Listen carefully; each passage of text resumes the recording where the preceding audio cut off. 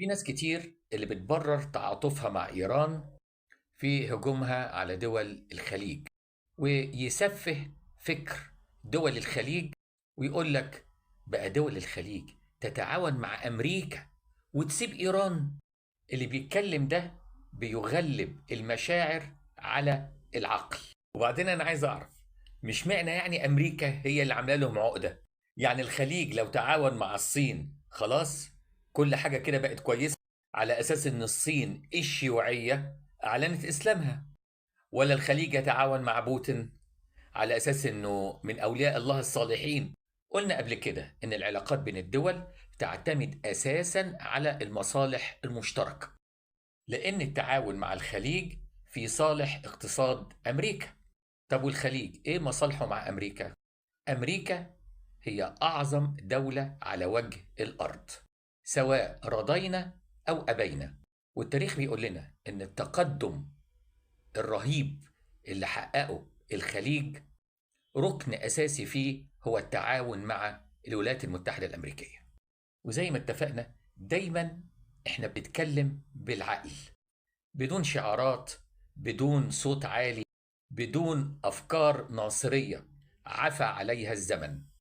نتكلم يا جماعة بصراحة، لولا الولايات المتحدة الأمريكية لكانت الكويت الآن أحد أقاليم العراق. وبصراحة معرفش إيه كمان اللي كان ممكن يحصل. طبعا الله فوق كل شيء، والله هو الذي يسبب الأسباب.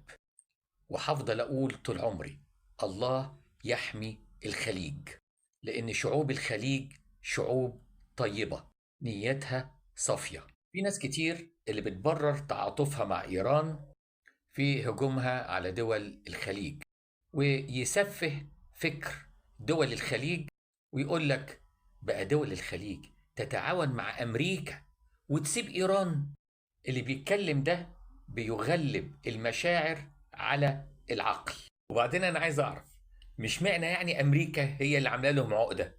يعني الخليج لو تعاون مع الصين خلاص كل حاجة كده بقت كويسة، على أساس إن الصين الشيوعية أعلنت إسلامها؟ ولا الخليج يتعاون مع بوتين على أساس إنه من أولياء الله الصالحين؟ قلنا قبل كده إن العلاقات بين الدول تعتمد أساسا على المصالح المشتركة، لأن التعاون مع الخليج في صالح اقتصاد أمريكا. طب والخليج إيه مصالحه مع أمريكا؟ أمريكا هي أعظم دولة على وجه الأرض، سواء رضينا أو أبينا. والتاريخ بيقول لنا إن التقدم الرهيب